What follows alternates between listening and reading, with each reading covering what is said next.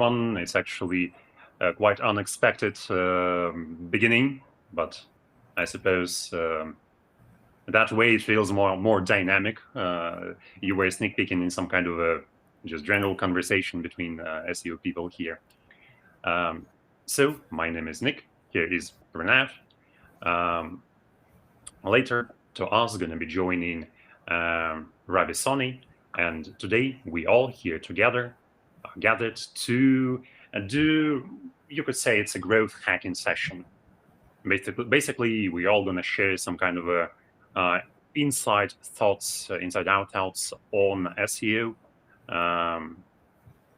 Specifically, I have my own presentation. I suppose I think it will be very interesting to everyone, and each one of our guests will have a presentation of their own. I don't know what else to say. Actually, Pranav, can you please give yourself a quick introduction? And I suppose we can start. Yes, definitely. Thanks, Nick, and thanks for introducing. Guys, let me know if my voice is audible to everyone, right? Whosoever is attending this session, just let us know in comment section. It will be great, so we can basically understand whether we are audible or not, right? Say yes, no, so we can easily understand. I will explain you about the D2C brand segment. Yes, I guess I'm audible. Good to know about it. So overall, if I talk about my experience, it's been 10 year into this digital marketing space and in SEO space, right? And today we'll try to explore a lot of things about D2C segments. First of all, I will go through my presentation and then I will take your questions, right? And we'll try to see where I can help you guys in your basic journey and your understanding about SEO and all. So let's start it. I'm just going to share my screen with you, right? And we'll explore a lot of interesting features about D2C segment. And guys, let me know if you guys are working on D2C projects or any kind of e-commerce projects, right? So will be easier for me to understand what kind of things you are doing, and if you face any sort of challenges while understanding my session, I would love to take your questions, right? And I'm looking forward to learn from your questions, and I will try to add my best value to this session, right? Whatever knowledge I have, I will try to share with you guys. So my session is about SEO for D2C brands. These days you are seeing a lot of D2C brands are coming into picture, right? Even if you are seeing Shark Tank India and some other channels for like funding related stuff, you must be seeing a lot of brands are basically D2C brands, and they are scaling well, and the people are getting attracted towards all these. Earlier, like majorly people were focusing on Amazon, Flipkart. These are the platform people are using it, but now I'm seeing there is a lot of shift in market, right? They are adapting their own platform. They are going with some custom build platform like WordPress, Shopify, Magento, and some other platforms also, right? It depends upon their requirement, and some custom builds websites also. So we'll share all the challenges, some common challenges that we face while scaling our D2C brands, and I will request Valeria and Nick, if I miss any sort of important update, please don't hesitate, like stop me also, because I will be covering mainly on my presentation part. I won't be able to see all the comments and things. Once I will finish my presentation part, would love to take all the question for like 5-6 questions I will take, and would love to reply it, right? So let's move ahead. This is about me, Pranav Jha. I am director of AP Web World. AP Web World is digital marketing agency. We are a Google partner agency. And if you will search on Google, digital marketing consultant in India and digital marketing consultant, uh, some kind of validation I'm adding here. So will be easier if you will search like digital marketing consultant in India on Google, you will find my website, Pranav Jha website on top, specifically in India. And even if you will search digital marketing consultant, you will find me on top. So some common practices that I did for me, right, for proving my little bit of SEO expertise, right, and some things I will share with you related to D2C segments. right? So overall, 10 plus years of experience that I have told you I have. Like in 2012, I have started my career as a digital marketing professional, and I'm a practitioner of Google Ads also, but mainly people know me as a SEO guy, right? So when we plan to do SEO, you always see there is a lot of effort involved. Like you can see in this picture also, work on digital marketing now, and then digital marketing will work for you later, right? Why I'm saying later? Because initially you have to put a lot of contextual content, you have to build some pages, you have to work on backlink part, right? All these practices you have to do to make this tree larger, and it will start giving you fruits. But for getting fruits, you have to do a lot of hard work, a lot of research, and some valuable inputs you have to put on your website or whatever platform you have opted for scaling your brand, right? So these are the some of the common famous D2C e-commerce brand that you are seeing on my screen, like Paperfry, Mamaearth, Babekoof.com, Boat. Boat is Aman Gupta brand, and you must be familiar with Mamaearth, Paperfry, and then Sleepy All. Right? These are the some of the brands that is basically very known brand in Indian market, right? And basically people and these all brands are basically D2C brand, right? And they have scaled on a very good level. They have built a very robust and very like user friendly like brand as a D2C brand, right? And for building all these brands, what people have used, like generally when like platform wise, if I say like many people are using WordPress, many people are going with the basically Shopify, some prefer to have Magento, some prefer to have custom build website like Laravel or React.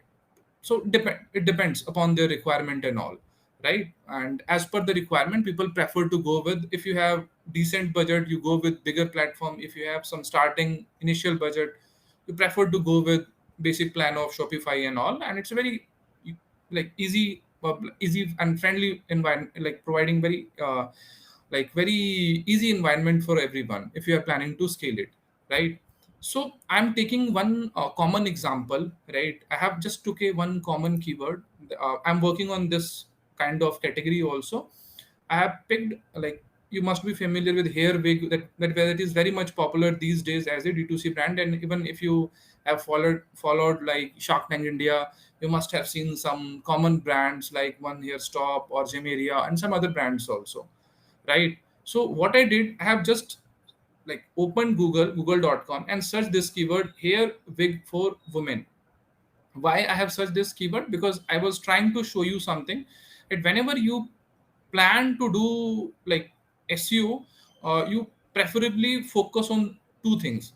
First thing is basically this website you can see. First thing is website, right? And second thing that you do, you focus on collection pages. Collection pages, you can like collection in the sense, let's suppose this hair extension. Hair extension have a lot of products, but basically hair extension is a kind of a category, right? So category we are basically focusing on, that is generally known as collection also, right? And so you have basically probability of ranking two things. First is collection pages for catering larger audience, and then you can target some specific product also. Like even if you can see, if I open any human hair wigs, you will see a lot of, like in this collection category, you will see a lot of products also, right? There are a lot of products available, but before product, you preferably go with wider audience. For targeting wider audience, you go with like collection pages, right? So here is the example of collection pages. Why I have shared this screen with you, because this will gives you like little bit of idea how you can basically plan your collection pages, how you can basically rank it in Google, right? When you are like searching something that is related with category, like here big for women, it's a kind of a keyword where I'm not particularly searching for product, I'm searching for basically a group of collection of things, right? When I have searched it, I have found this particular page, One Here Stop India. And then once I have opened it, you can clearly see this is collection page, very nicely built, right? They have added some sort of product here, information here. But apart from that, what else can be done whenever you are basically planning to rank such kind of collection pages? when specifically you are a small brand and you are having basically very targeted audience, right? What you can do, you can put your product detail as you are seeing here. Product detail is fine, but apart from that, you can also put some content on top also, right? And some content in bottom also, in the form of FAQ, in the form of reviews, in the form of some other information that you can put, that can basically cover all the areas of that particular category or collection, right? That's what I have shared with you. If you basically put your all the information and data on your collection pages, it always help in ranking better, right? And this is the example of some common ideal pages apart from collection. Then we once collection pages is done, you try to focus on products also, because product gives you specific searches. It gives you very clear intent about your users or customers, right? And whenever you are basically planning for product pages, you always try to put all the relevant information, product details.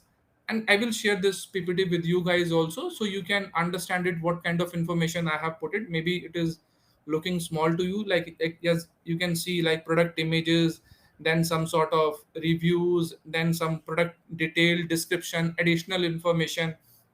And apart from that, you also put some sort of FAQs that generally people ask about your product, like in various ways, right? So making your collection pages better, making your product pages better, it always help you in scaling your brand, right? And when we are basically talking about D2C brand and relationship of SEO, right?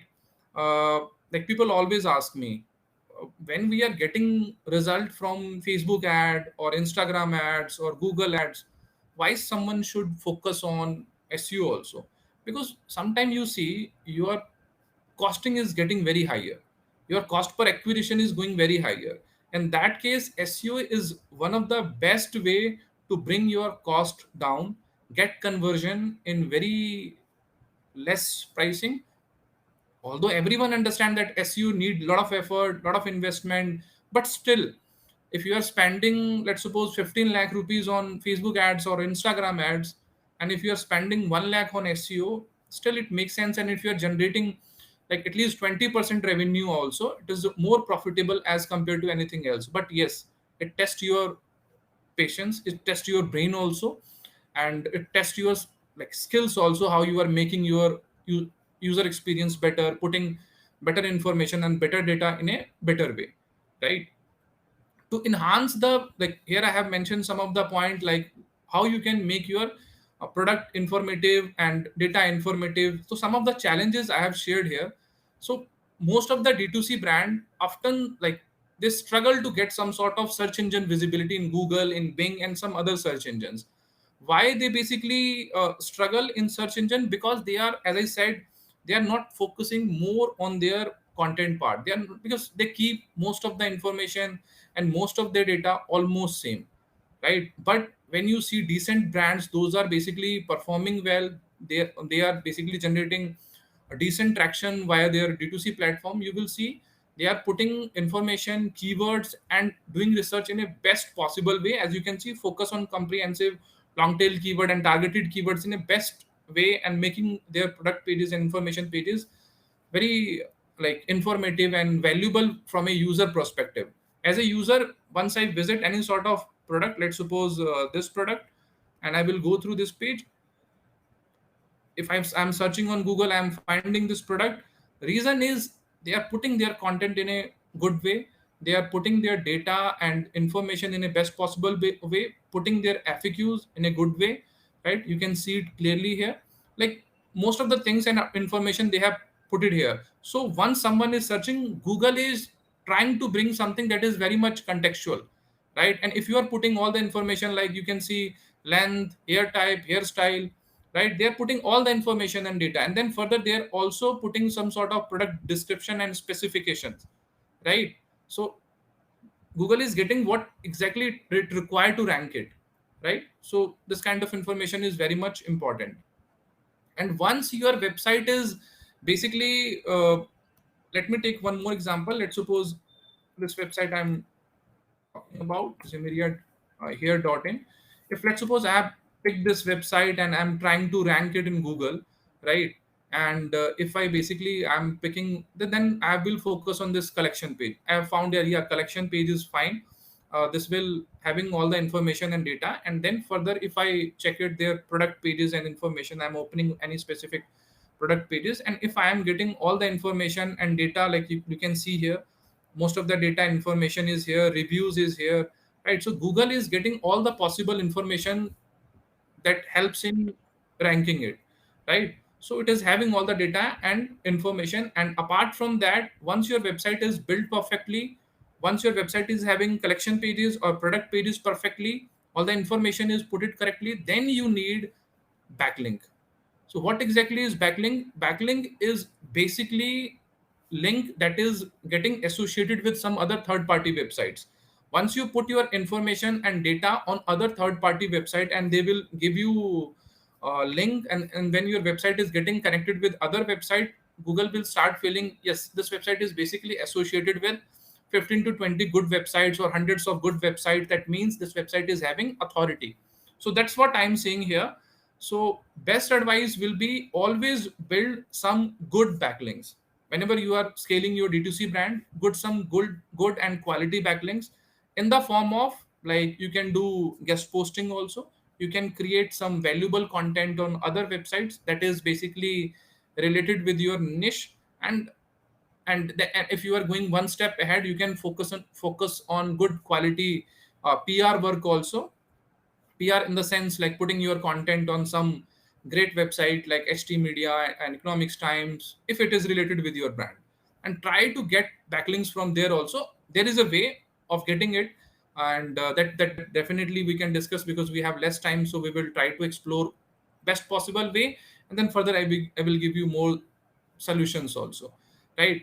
So you see, like D2C brand basically like faces a lot of challenges. Once I did research about this particular keyword, as you guys have seen, I have searched this hair wig for women, and what you will see, this Amazon is ranking on top, Flipkart is ranking on top, right? And then some other big names are like Mintra is ranking on. Then what is the possibility for smaller brands? Yes, there is a possibility. What kind of possibility? You can focus on some of the keywords, as you can see on my screen. If I am putting enter, like some sort of more like which hair is best, can wigs help, like there are some other like related keywords also, right? If I am not, I'm facing any sort of challenges with main keyword, I can go with some other keywords also, like hair wig for baby girl, right? For cancer patients, I've just make it like long, I'm going with longer tail keyword, right? Here you can see, you can find some niche keywords. If you are facing challenges and competing with some big brands, you can go with some other keyword, some relevant keyword, some contextual keyword that needs some sort of research. And for researching that kind of stuff, you can basically pick the help of some keyword research tool like Google Keyword Planner, Keyword Everywhere, Keyword Surfer, SEMrush, and some other tools that is basically available for it, right? And this makes your work very much easier. Then tackling content creation hurdles. Many people face a lot of challenges. Like what kind of challenges they face? They face like they have same kind of product, and same, like even if you have seen it here, like when I am basically clicking on wigs, I am seeing a lot of similar kind of like half head, deep curly half, means almost they are somehow like same sort of nature, or same sort of products are basically here. So people get confused and founders get confused what to do in this case. See, every product is having some sort of USP, some sort of features, right? You have to explore it, right? Because what you are going to get in longer run is nothing but effort you are putting in, right? So you have to focus on deep area of your content. You have to understand your product and information very deeply, and as a founder or as a in initial phase, your efforts must be very higher, and you have to make your product and information very much contextual, right? So that's what I'm trying to say here. Put your content or information in a very like best possible way, so your content becomes very much engaging, valuable, and it provides some sort of value to your customer. Then we are basically saying like how you can scale your basically SEO efforts. People generally stuck there. They see, okay, I have put it good content on collection pages, I have put it good content on my product pages, I have put it, like, I have built some good quality backlinks. Now what to do? See, your efforts won't stop here. You have to focus on quality blogs also on your website. Earlier, very less people are basically focusing on a blogging part, and specifically in D2C brand. But now, if you will search all these D2C brands, what I have mentioned and what you know from market, you will see they are putting very quality blogs on their website. They are putting all the relevant information, their product, their market, right, and covering detail aspect of it. And if you have some SEO like masters or some sort of who can do some research, try to do research with them, try to figure out some of the keywords that is not touched by any big players. Because see, even as a big player, brands like some bigger brands have a lot of challenges. What kind of challenges? They are unable to focus on all the possible keywords available in markets. At that time you have scope because you have limited 100 products, 150 products or 500 products. But Amazon have like lakhs of product, right? In that case you have freedom. You can go very narrow and you can search all the possible possibility that can help you out in improving your presence and improving your brand value.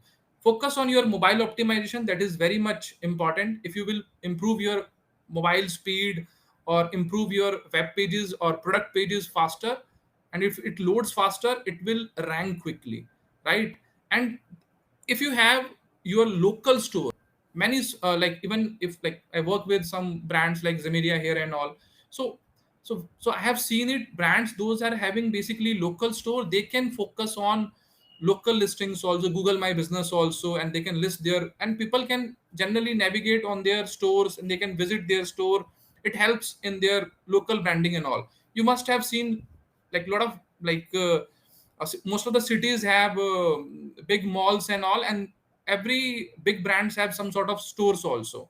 For promoting those stores, for improving their footfall via like local methods also, they can build good like local SEO part. They can improve their local SEO game and improve their Google My Business listing, their local listing. If they will improve their local listing, it will definitely bring more number of people on their store, right? And always track. Now this is the challenge number 8, like analytics and a tracking part. You have to track your every small action that you are seeing on your website. If you're tracking your data well, it is helpful in every possible way, even in SEO also, even in paid ads also. And you can do different practices, like you can do remarketing also with the help of SEO audience also, with the help of like organic audience also, right? So improve that part. And if I say these days which particular platform is very much in demand, I will say Shopify. Shopify is getting very like popular among D2C brands. So we'll discuss more about Shopify only, because two brands that I have shown you, they are also basically Shopify. And some of the popular brand that you are seeing in D2C segment is basically based on Shopify only, right? Why people preferring this platform? Because some big brands, like I have mentioned on my screen also, and it is having decent market presence, like almost 20% of the global e-commerce platform. I don't know, like I won't say exactly 20%, maybe some up and down, but yes, nearly 20% of market share there they have. And on regular basis, day by day basis, Shopify demand is increasing because it is giving all the basic features, all the features that a startup is looking for to explore best possibility as a D2C brand. Why Shopify? Because it is having SEO friendly structure. You can basically, like you can see on my screen also, I can easily customize my collection pages, I can easily customize my product pages. And if I have customized my product pages, I am putting important information and data in an easy way, it becomes very easier for me, right? And then you can put best possible like meta properties, title, description. You can improve the score, like speed optimization of your Shopify store. Image optimization is very much easier in Shopify, and you can do blogging also. Earlier blogging was a bit challenging, but now like Shopify is basically very good for blogging also. And you can explore all the possible option available that is in WordPress and some other platforms. That's why I prefer to go with Shopify. And it's a basically, I won't say dangerous combination, but I will say deadly combination. Shopify and SEO is a having like deadly combination because it gives you all the flexibility. So here is one of the basically why I have picked the example of hair brand, because I am working on one of the hair brand. So you can clearly see in last 6 months, like we have done like almost 2x clicks improvement and 1.5 time impression wise improvement in specifically in impressions also. Because what we did, we have just worked on some common practices, improved the like pages, collection pages, website and blogs part, and things that I have mentioned in my presentations also, right?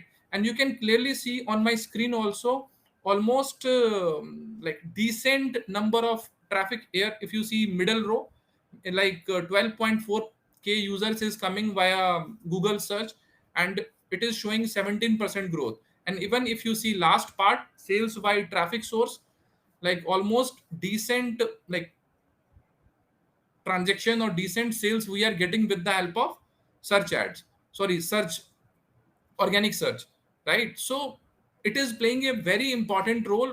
If even if I am getting 25% sales via SEO, I will be very much happier, because it is giving best ROI if I compare with any other platform. But yes, it tests your patience. I have shown you in your in my first slide, right? You have to put a lot of efforts and work on it. And then some of the tips I have shared with you: optimization of Shopify stores, some of the things like already I have mentioned, and these are the things. Put some and some famous Shopify stores, as you can see: Lenskart, West Side, Tags Food, like Shikhar Dhawan is basically Tags Food.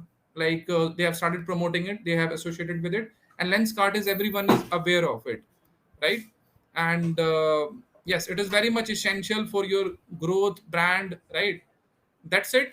You can see my contact details, phone number, email and website if anyone is looking to explore more features of it. And if anyone is having more questions and queries, they can connect me on LinkedIn also. You can search Pranav Jha, digital marketer, AP Web World. You will find me. And this is the last quote that I will leave with: traction is the fruit of visibility, but only when the seed of quality is sown.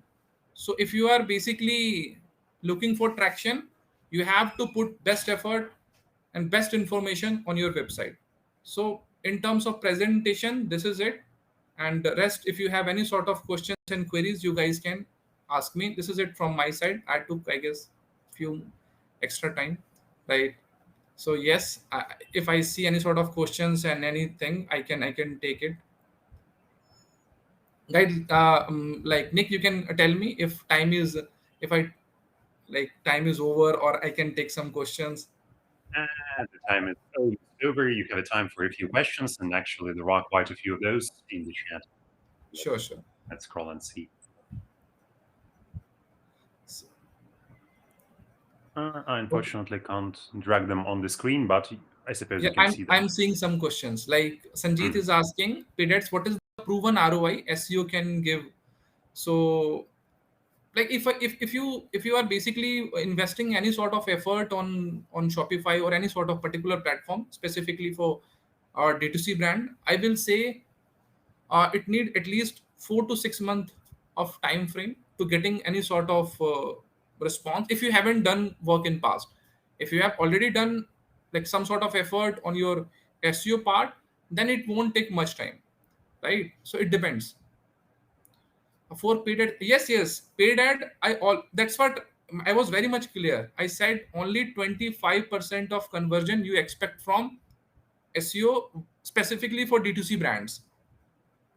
25% is just a number. I'm not saying it's fixed 25%. You can get 50% also. And so it depends upon your investment, what exactly you are planning for. Throw light on the Google algorithm updates, how to get through SEO tactics. So basically, if you say like Google algorithm is totally for those people, those are not basically focusing on like some specific parameters of Google. If you are like clear with your objective, if you are giving contextual content, contextual information and data, in that case, I will clearly say uh, like it's good to go with algorithm changes. Even if Google bring any sort of changes or any sort of information, you can easily pass it. So let's say I have a e-commerce website, and Actually, yes, Pranav, sorry, I'm seeing that there is a lot of interest to your presentation, to your persona, but unfortunately, yeah, I totally you would need understand to it. step away. But you can continue answering to the questions in the chat while you're Definitely. still Thank here. you so much, Nick. You have given me enough time, and everyone, thank you so much. Yeah. Yeah. So, and you can mute yourself, turn off the microphone and the webcam, and you will be taken away automatically. And meanwhile, we're waiting for the second guy and very special guy. He's Ravi Soni. Maybe you know him, maybe you don't. I think I will give him advantage to introduce himself because he will do it much more uh, fluently. Yep, and here he is. Hi, am I? Yeah, hello. Hey Nick, hi. How are you doing? Yeah, we're doing great. Great. I can see you, I can hear you, and I That's good. suppose that means that everyone can see and hear you. I also was told that you have some kind of a special offer to maybe not specifically to me, but to all the guys that are here. So with this cliffhanger, I'm leaving you with your presentation. And after the presentation, you will have time to answer a few questions. Here you go. Yeah. Thank you, everyone. Thank you, Nick. It's always a pleasure of coming on this platform and sharing what we are trying to build for the world. And great presentation. It was inspiring to listen to you and knowing the way D2C is being shaped up. So, thank you so much. I will just share my screen, and along with that, I will give my introduction. So that would be more useful. Yeah. Thanks, Pranav, for setting up the stage very vibrantly. It's active. Yeah, that's my screen.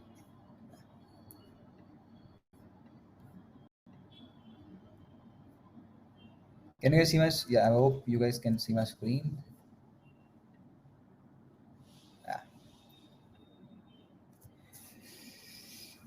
Yeah. So I think this particular slide is kind of an introduction for Observe and O positive. So yes, search is for curious people. I'm sure we have a lot of passionate people who are exploring search as their career as well, and also search as their life purpose also. I would like to say that it is more about curiosity. That's something which we inspire and which we try to relate at O positive and Observe. I will just try to set the context right with this. So here we are Observe, and at Observe we have built a center of excellence which we call as O positive, which is the center of excellence for search. That something is uh, is is is out of passion and out of the love for curiosity in my life as well. I strongly believe that if we really want to change the world, then one thing what we can do is we can be more curious, because till the time we are not curious, we don't know what to change and where to go. That's where we all over here at O positive are really inspired to help the brands so that they can change themselves better. So one of the key thing is, if you really want to boost curiosity, you have to help people search better. That's where this excellence center of O positive is all about SEO. That's something which is super exciting and something which is really changing the world. To give you an introduction about myself, I started my journey in 2010. I used to lead SEO for Flipkart at that time, and that's where just after my college, I'm a graduate from IIT Delhi. That actually set me as a marketing come technology expert. That's something which really drives me, and I'm always excited to solve new problems using technology in marketing. That's where this makes a lot of sense for us to scale brands exponentially using techniques of SEO, techniques of digital marketing at Observe, and various other tool building which can really help us to grow brands faster. Couple of growth initiatives which we have taken at O positive. So we strongly believe that whatever can be done by technology should be done by technology only. That's where we have a very strong technology arm, and where we have a lab where we have created these kind of tools, all helping brands and helping us to deliver better. I would just talk about the few of them. One of the tool is Studio Plus. As Nick was saying, yes, we have something special to announce today. Studio Plus is an omni-channel tool for all the D2C brands and all the hyperlocal businesses who can really track every data at a single place, and which also gives a lot of power to our team as well. So that, and also to anyone who is looking at the data, okay, where to act. The second tool is a Queen Plus, which is all about a content generator network, not only a GPT, but also about a network of experts who can really help us. Apart from that, we have built a couple of tools which can be used as an APIs or to crawl or to extract data and all of them.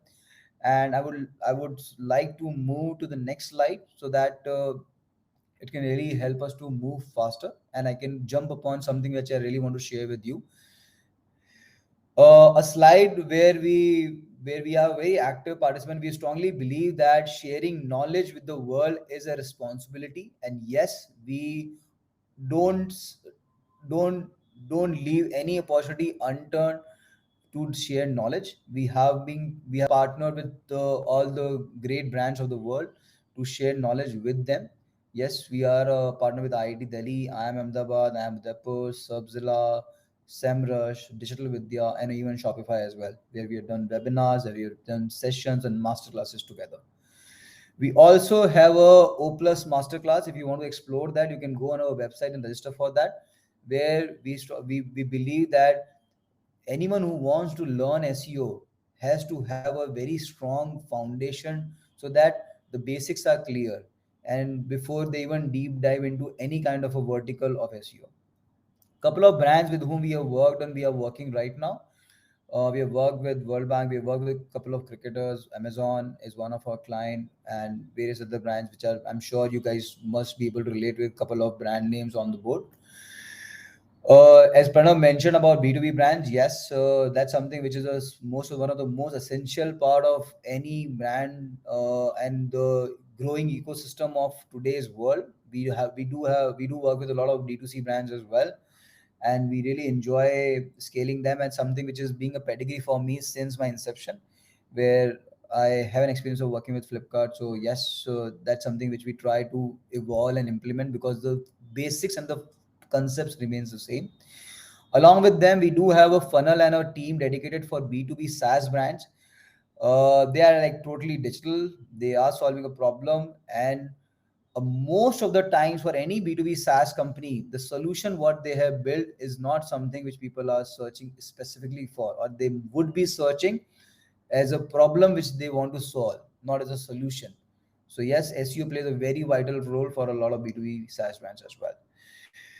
One or last two slides about the introduction. One is about the social purpose. So we have a social purpose where we want to contribute and make this world with the better situation of having drinking water accessible. So yes, whatever revenue we earn, we try to contribute a part of it from every click we are able to generate for the brands. So that's something which we do. We are partner with various brands out there with whom we have been doing. We recently did a webinar in Singapore with Freshworks, Shopify, and all. And yes, we strongly want to contribute towards the world as I'm initiating again. So yes, let's come back to this session where we can share some growth hacking aspects with where we are heading and what is happening. So before I share, and I'm sure to reduce the overlap of executional knowledge which Pranav has already shared, I would like to focus upon little different aspect, which is more about strategy, because in SEO, a lot of knowledge or a lot of time is being less utilized because we don't have a specific focus. And also to to see the situational growth of Google so that we can change our strategy accordingly. So if I just bring you guys towards an era which was in 1997 or even 1991, and to see that how the internet explosion has happened, This is how it has grown, and it is actually growing exponentially as we see right now. And even in this explosion, if I see, then Google is where we are standing right now. I know we all agree, and there is no need of justifying that Google is important, but still, these numbers are always inspiring to me. And I really want to share that among more than 8 billion of the population, we are actually having 3.5 billion searches every day. And yes, all the 15% searches which are happening on Google are new, which are not being searched before. So it means that the way we are thinking, the way the curiosity is growing, it's absolutely new. So yes, we have to change accordingly. And if you see the changing landscape, I'm sure I'm sure you this would be a new thing for you, but this is how the Google has scaled up or has actually grown from the era where there was only a single window access to the way it has been growing. Google, what is happening? If you see the present lightning growth of Google, where actually 10 to 12 algorithm updates are coming every year. If you see, this is how the a quick look at the present ecosystem would be would be presented or would be showcased to anyone, where there are so many new features has come up, so many new dimensions of accessibility of the experience or accessibility of the data has come up in Google today. But we should not get mesmerized or we should not get overwhelmed by what is happening. I want you guys to come back and think like Google. Because if you really want to work on something, or if you really want to get ahead of something, I'm not saying we can get ahead of Google, but still, if you really want to pace up with someone, we need to think like them. So if I go to my next slide and let you guys think that, okay, why Google exists. So if you even Google out that, okay, what is the present situation and what is the mission of Google? So the Google's mission is to organize the world's information and make it universally accessible and useful. Whatever they will do, whatever they will align, and whatever they will think, everything would be in alignment of this mission. That is something which can really help us to bring more predictability in our actions as well. With this, what I want to share is, people have various definitions of SEO. A lot of people say SEO means search engine optimization. I have a little different definition. One is smooth user experience. So Google always drive for a smooth user experience. The second is relevance. The game is of relevance. I know this might look like a theoretical knowledge, but this is the crux. This is something which really help us to drive and which is really help us to not get overwhelmed by the lot of updates happening and to focus upon few things. And I'm sure if you guys will stay with me on this part for some moments, you will get to understand what I really want to share. Is that whatever we do, we are actually optimizing the relevance. And the third thing, whatever Google is doing, they're actually escalating the curiosity satisfaction. If you see the travel queries, if you see the share queries, you get access to all of those data on Google. So you have to think like Google. And once we start thinking like Google, we can actually start acting while not worrying about any new updates happening at that pace. I'm not saying don't look at the updates, but I'm saying that, okay, if your actions are aligned with the purpose of Google, so then can really bring a lot of power to your execution and your team as well, because this is how it's growing. And with this, if I really want to make you understand that, okay, how it is happening on these lines, then I'm sure you must have learned about the recent project which is being launched by Google. And if you see it deeper, then what are they trying to do? They're trying to just use those aspects in a little more deeper way, and they want to interact it in a much impactful manner.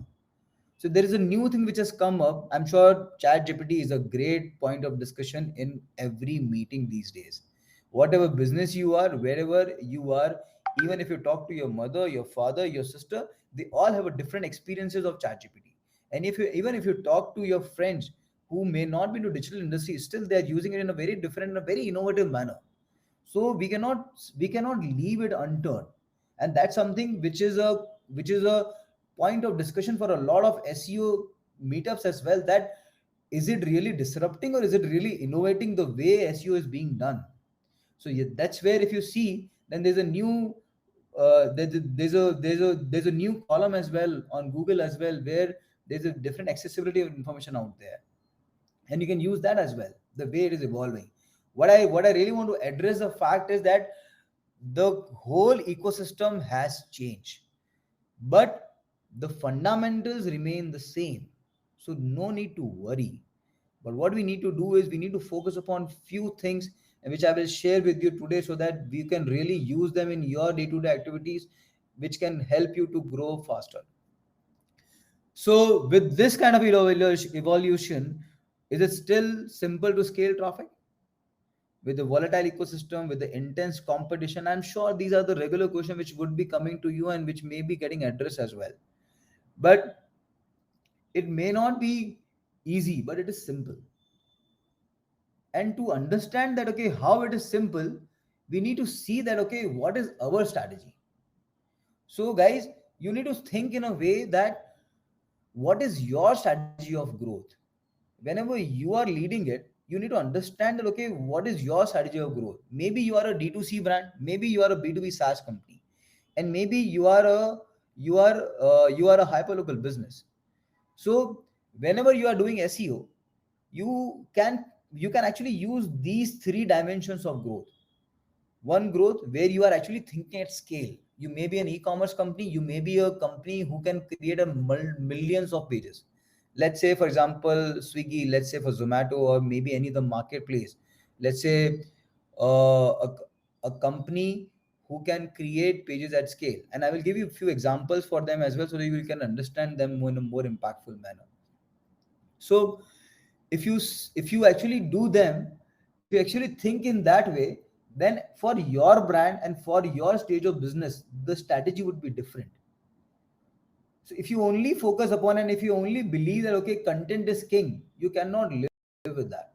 If you only focus upon making a lot of backlinks, it may not work for you. If you only focus upon making a thousands of pages, it may be a disaster for you. So you first have to address this point, okay, what business you are in and what is your objective.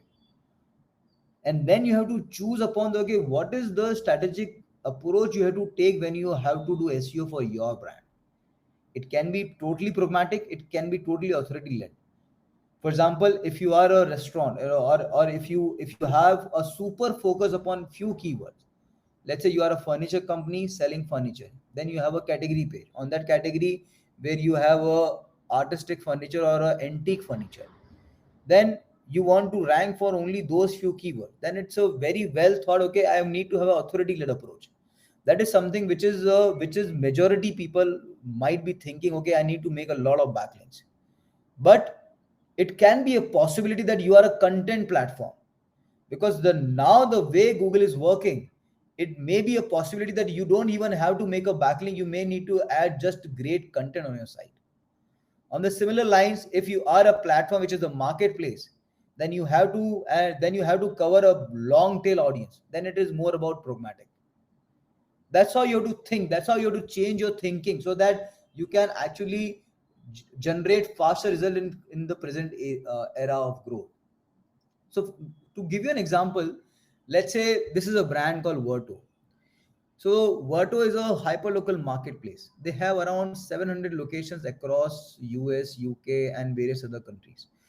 So one way of capturing is, as they are a hyper local marketplace, so every location, every pin code of US, every pin code of any country would be a separate page for them. So they can use a pragmatic approach. They can make a millions of pages across the globe, but they need to have a focus upon few, so that they can capture them. They can capture the cities one by one. So that is something which can really help us to think better, and that is something which can really help us to align in the right manner. So that is how we can use authority led also, and we can use pragmatic led as well SEO for them. The second example I can give you is for a brand called Trainman. I'm sure this is a brand which is all in news, and we were working with them, and they were recently being acquired by Adani Group. And if you see, then we were able to grow like almost like a then from like 3 million to 10 million.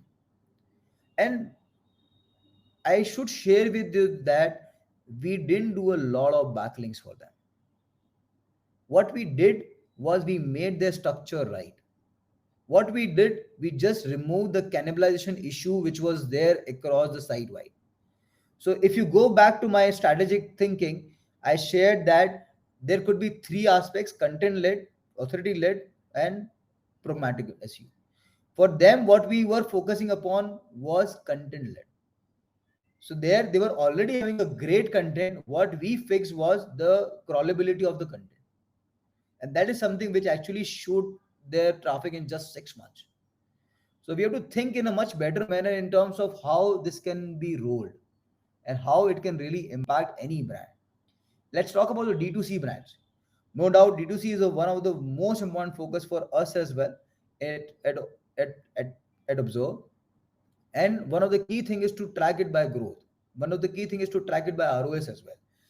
The most important part and the one of the biggest mistake people do in D2C is they always try to capture revenue from the organic traffic. But we should know that okay, what we can build from any D2C organic traffic or ad free traffic is a community which will convert one day. That is one way of thinking it. And for that, you for a D2C brand, it's a combination of authority led SEO, pragmatic SEO, and also content led SEO. I tell you how. The blog part will bring you a lot of intent. The number of variety of product pages on the website will bring you visibility on a specific product intent. And all the category pages, you need to do a good amount of backlinking so that you can generate good quality visibility for those keywords. That's how. And a D2C e-commerce could be a great example of using these three strategies at one go. It's just that with respect to the money you have, just like Pranav mentioned, when with respect to the stage of the brand, you need to address it rightly. This is another example of using SEO in a much different manner altogether. We were privileged to work with the one of the prime ministerial candidate of India and US as well, where we were able to clean up or we were able to reduce the negativity from search. And that was something we did using all the three approaches, where we did a number crunching around 30 million. And that is something we should also think in a way that it's not only about few keywords, you have to think at scale. It's not only about few data points, you have to actually analyze them at scale. And for that purpose, what we need to have is the right strategy in place, that where are we heading. And also the second thing what we need to have is the right approach, that how can we do it in the effective manner. So for that, I want to share a framework which we use at Obbserv and at Opositive is crawlability, relevance, and credibility. These are the three things which we think when we are making anything work for a brand. Whatever you do, any action can be attributed in these three aspects, and then you try to track them and you try to map them in the right manner. So one of the most important thing is to bring the house in place. Just like Pranav mentioned that okay, if you use Shopify, that's a great example because a lot of tech issues are already resolved. Or else you need to use these tools. You can take a screenshot of this slide as well. Maybe you can use these tools so that you can figure out that okay, your website should be configured rightly. It has to be error free and it has to be crawl ready. That is something which can really help you to perform better. And then as I mentioned that okay, considering the stage of your brand, you have to think in a different manner. And then you have to define okay, at what stage you are. That is something which can really help you to define okay, what strategy you have to follow.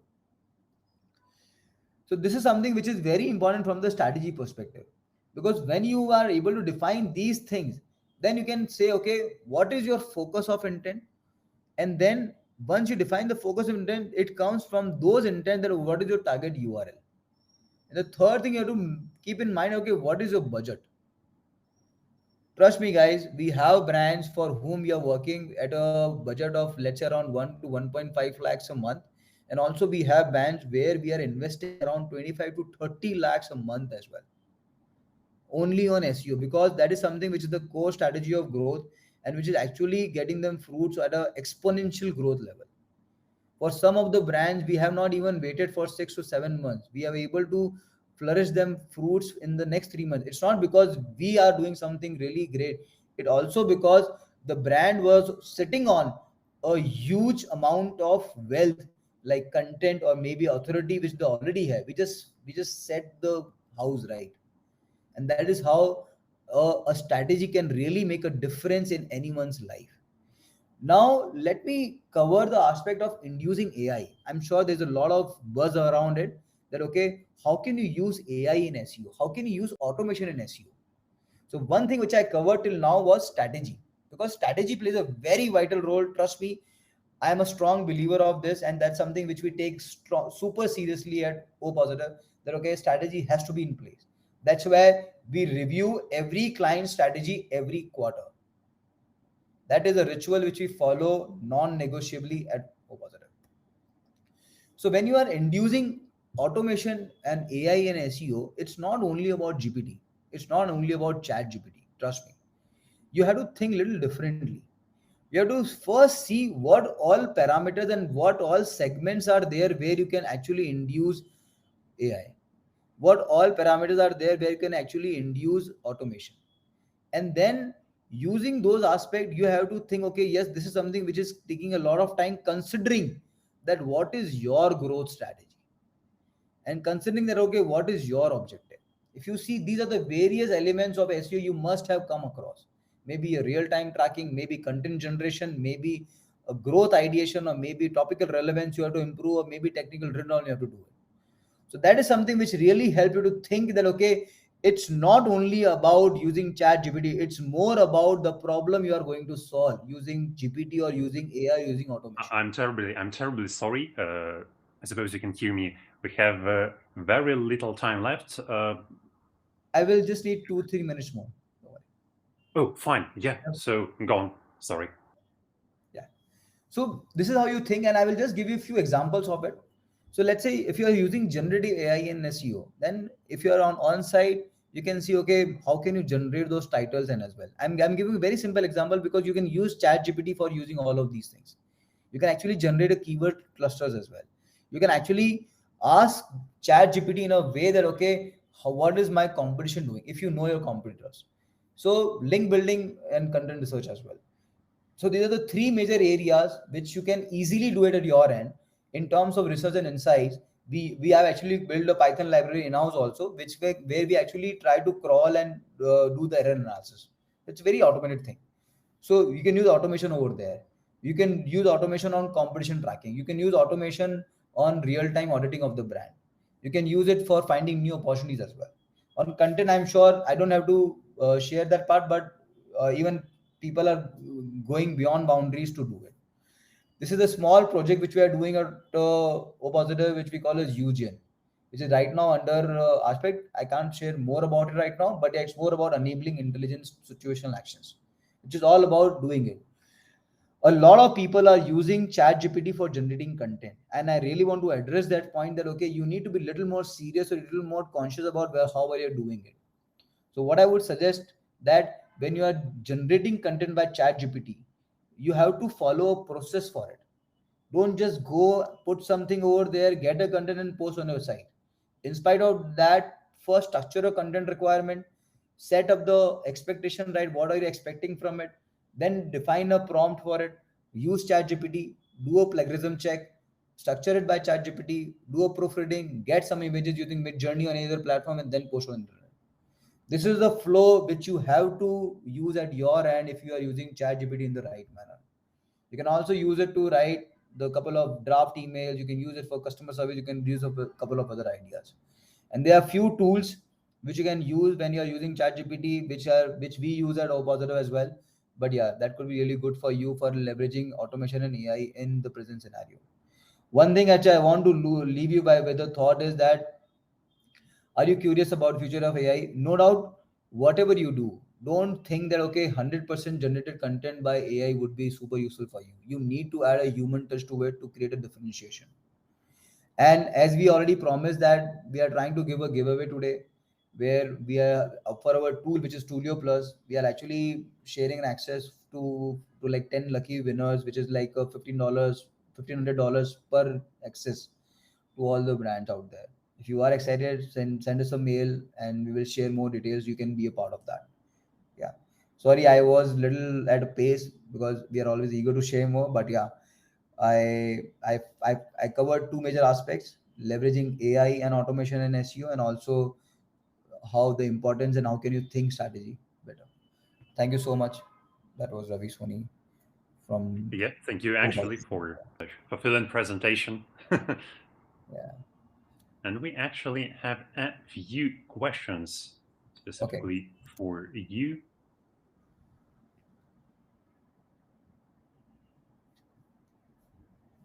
Okay.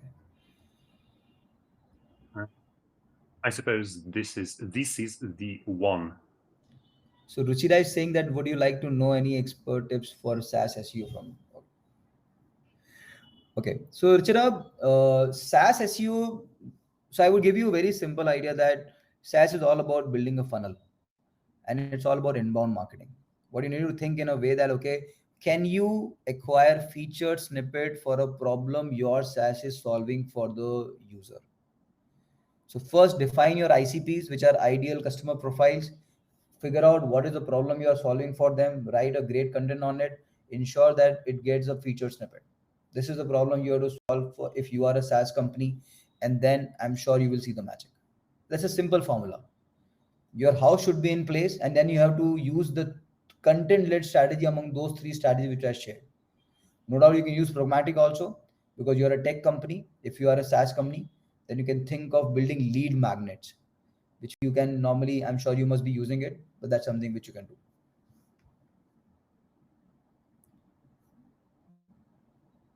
And there is Thank you. the second question for you from Sanjit. I Guys, suppose you can see it on the screen right now. yeah, I can see that on the screen. Mhm. So, Sanjit, I would still say that we have to follow up on the values of Google.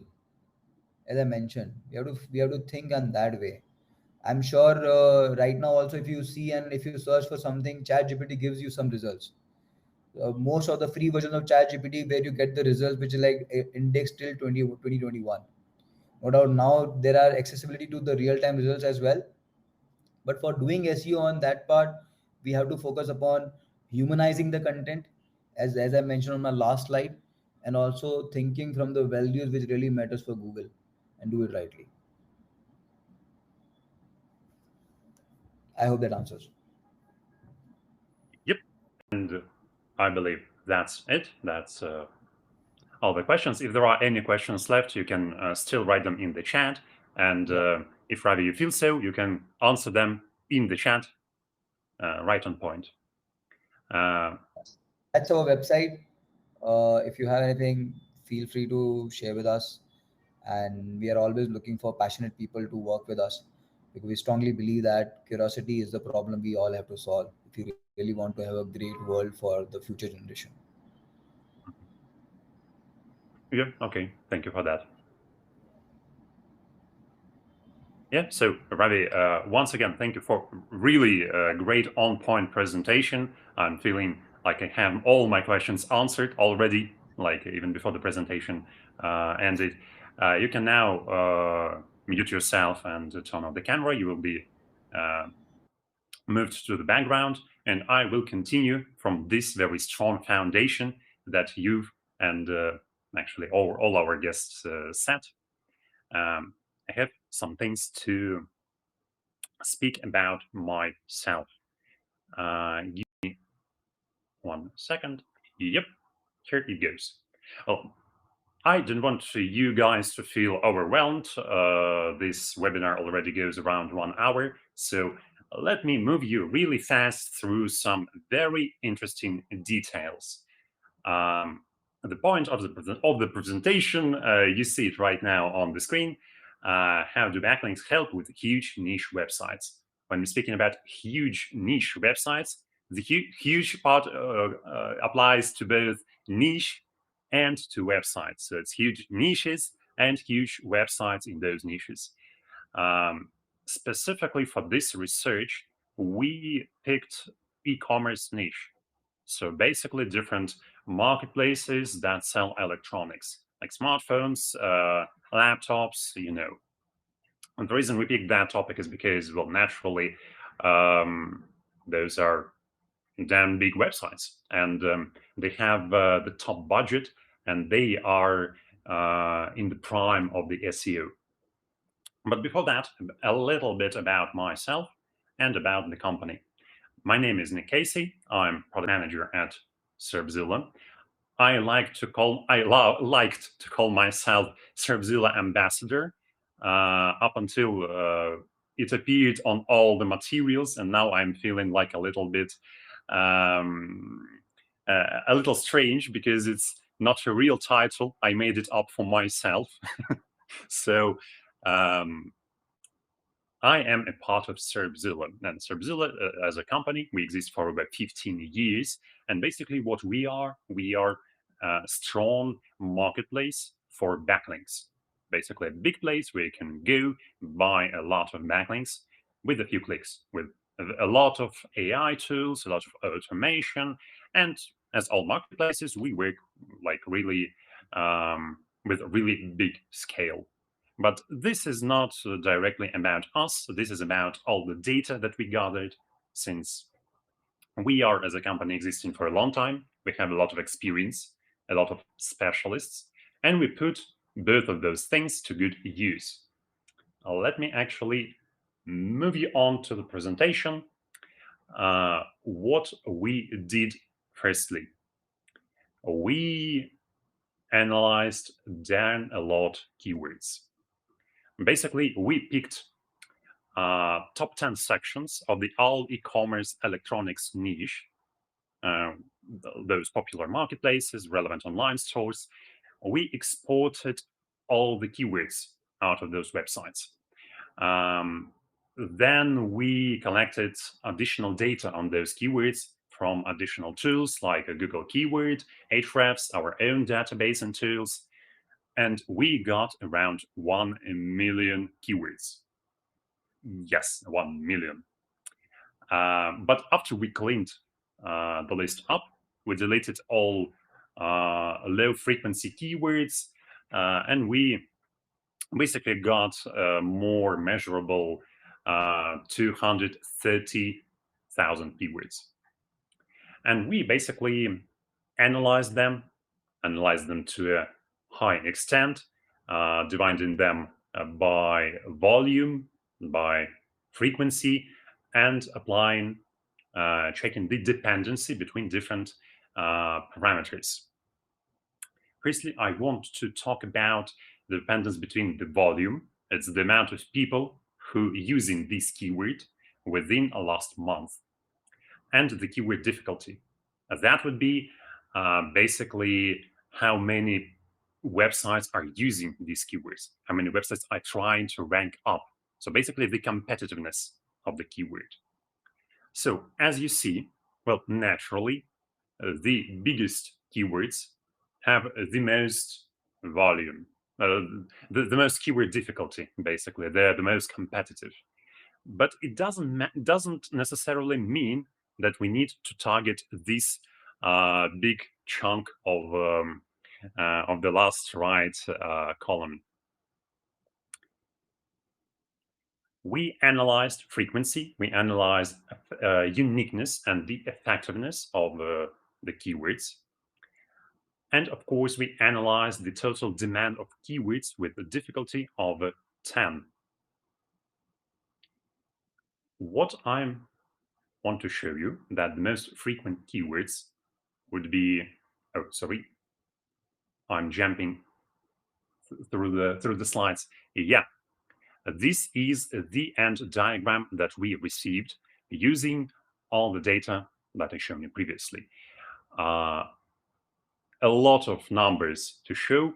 Let me just go slow and steady. Let's start from the red part. Those are high difficulty and low frequency keywords. What does that mean? Well, basically, keywords with high competitiveness and very low frequency, so people don't use them that much. So basically, that keywords we can just scratch out. We don't need them at all. However, you can see the light green at the top, to the left from the red, and you see that those are low difficulty, but also low frequency keywords. So what does that mean? Yes, there are not so much people using such keywords when they googling something, but there is no so much of a competitive market around such keywords.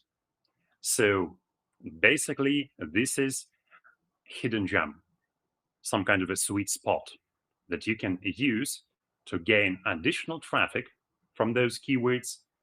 It will be not big traffic, probably, from each keyword, but it will be a traffic. And it will be very easy for you to promote yourself by those keywords. And even still, one of those keywords is not as much as you can hope, but all of them together combined have a lot of volume behind them, a lot of people, and a lot of potential traffic. Even when we continue going on, there are some low difficulty and high frequency keywords. This is the sweet spot. This is basically the cherry on the pie. Those keywords have very low competitiveness. It would be cheap and easy to promote yourself with such keywords, and they are very frequently used. So yeah, when we're talking about hacking, the growth hacking or whatever is that called, you can do that if you analyze the keywords of your niche correctly enough, so you get those keywords, those sleeping keywords, we could say. And actually, let's see what are those keywords. Well, the most frequent you already saw. Such keywords as laptop, mobile phone, iPhone, very standard stuff for electronic niche. But we sorted them out by the best ratio. And as you see, the top keyword is iPhone 13 price in India. The difficulty of that keyword is 15 out of 100. So it's very low. It's almost non-existent. And the volume, the amount of people who tried to find something using this keyword, basically people who are typing it in the Google in attempt to find something, the amount of people is 400,000. Imagine that. There are such keywords. There are easy ways in life and in SEO specifically. And actually, if you want to have more of that keywords at the end of the presentation, please remind me to give you a backlink to the whole list of the keywords sorted out, so you can play with it and say it all by yourself. Okay, give me a minute.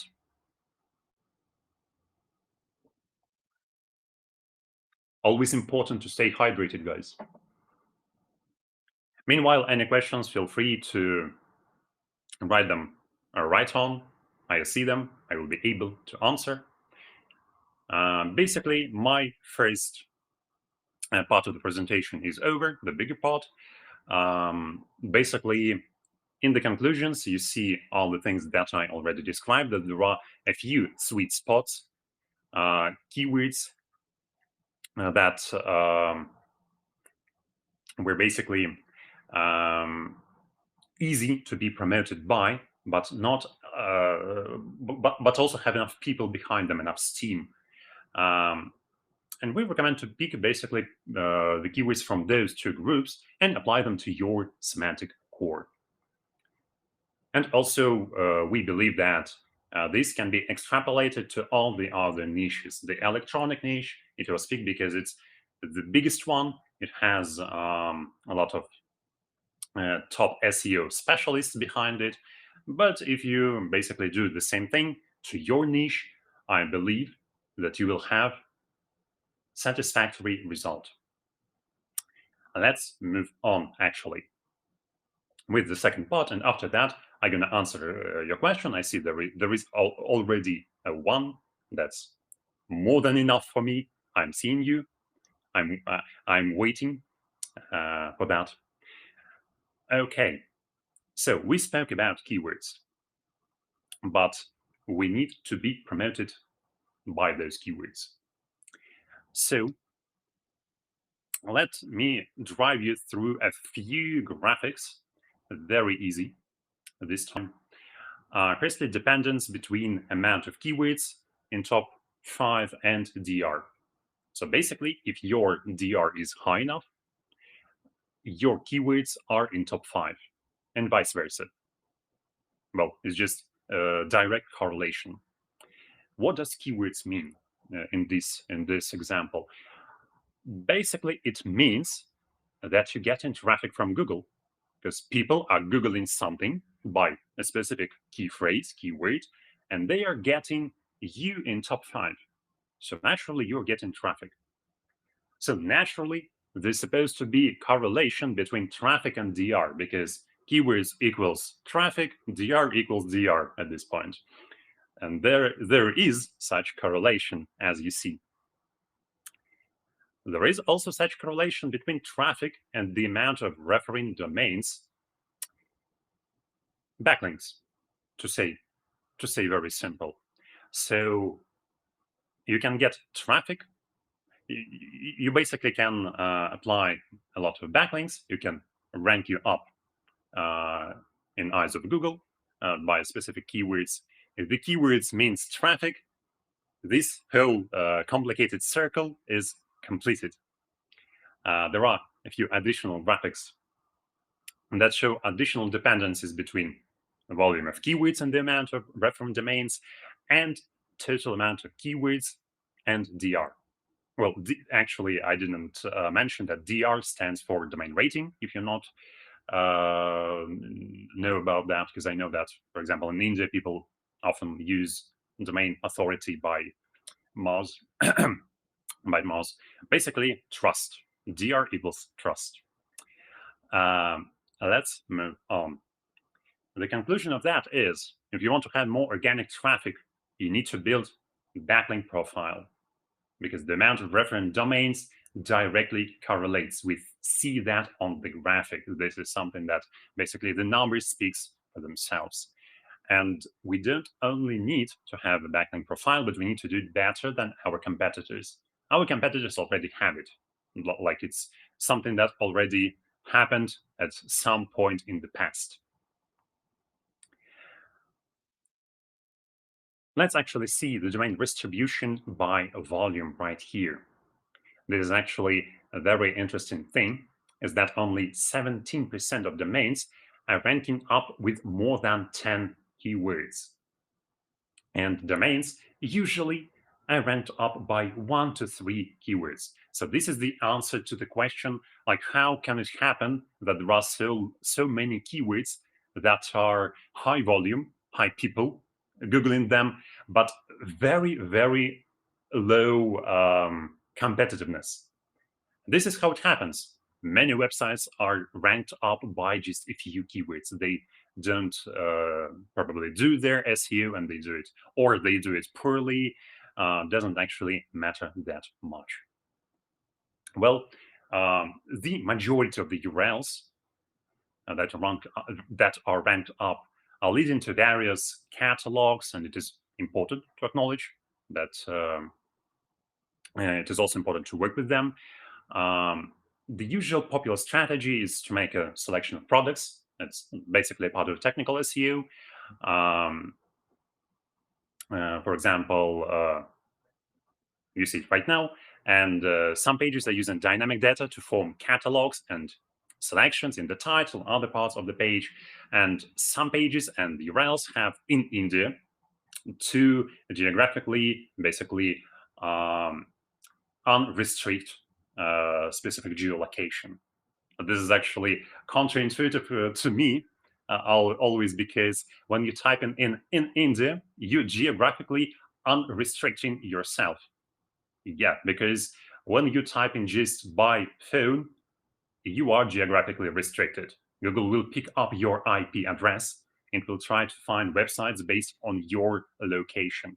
So you are geographically restricted. But if you're typing in India, it doesn't matter where you're from. You will be directed to Indian websites. So this is why you are geographically unrestricted. Well, I guess it can be a matter of a view. And at last, like very basically, subsection of my second part is studying backlink profiles of websites in electronic niche. Basically, do follow backlink percentage is usually pretty high when we're talking about high volume websites. A number of reference domains per IP is, you see it by yourself, and as a result, like just want to summarize it to you, don't want to overload you by a lot of graphics. I actually feeling that there are too much graphics right now. So the percentage of do follow backlinks is 80. The anchor type usually is just plain text. This is very important. And the image anchor is not commonly used, basically. And the main point is that is in the trust and in the amount of backlinks. Basically, that's it. I'm seeing on the clock that I'm a little bit over time. Before I go to answering the question, and I saw at least one, I want to share with you guys one backlink, basically. Here you go. I suppose you can see it in the chat right now. This link goes to our blog at Serpzilla, and when you go to that to that post, you'll be able to download all the keywords for electronic niche, all 200,000 of those sorted for you, and you can use them to promote yourself, basically to hack your growth as promised. Cool. Let's actually move to questions. I suppose there were a few of those. Thank you, Nick. Thank you. I was actually delighted to see.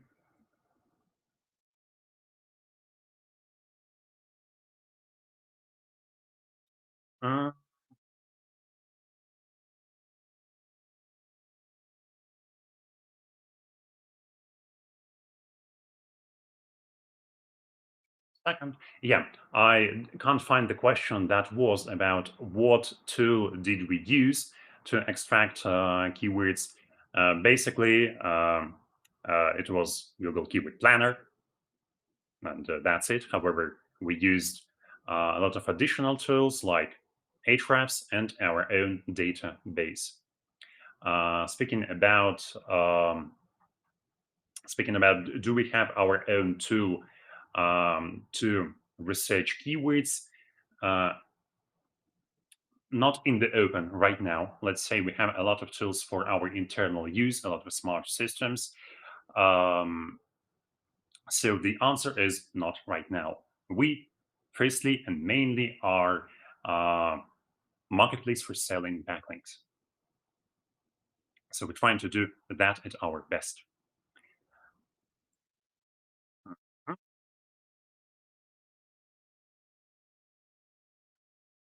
So, so keyword with low search volume, like below 50, shouldn't spend much time on building backlinks. Basically, yes. Not only building backlinks, it basically applies to any way of SEO, of promotion. You can use pay-per-click ads, you can use any kind of a blog posts, pretty much anything. Those keywords are very low in terms, low search volume. Well, no, I was a little bit confused here by your question, but the volume, doesn't directly correspond to the difficulty of the keyword. The difficulty of the keyword stands for how much time do you need to be in top 5, basically. How hard is it? And the volume is a separate thing. And yes, this is the main point of the presentation, that the competitiveness and the volume are different things. They can be very correlated on some keywords, and they can be very disjointed on some other keywords. So it is possible to find keywords that are very high volume, but very low difficulty. I hope I didn't confuse you, and I hope I answered your question. Actually, a lot of people writing. I am a little bit overwhelmed. Give me a second to drink.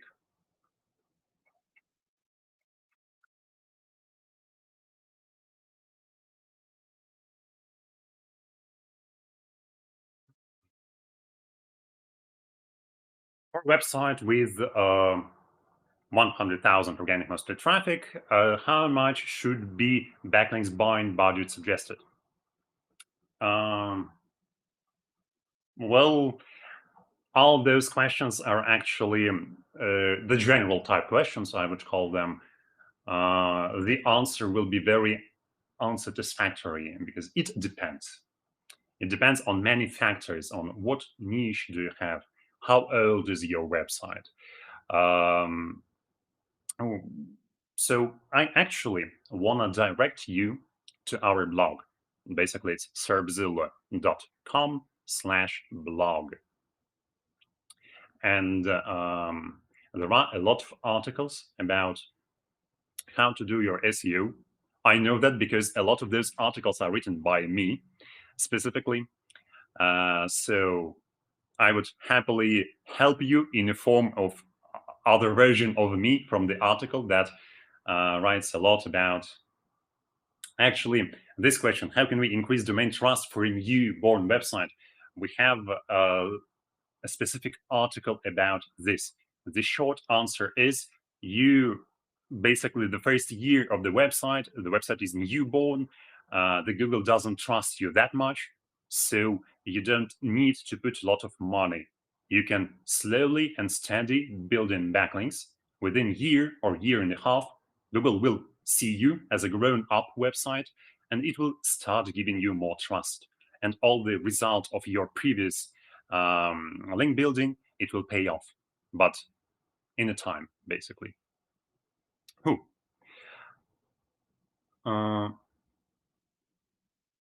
Everything is so small on the screen.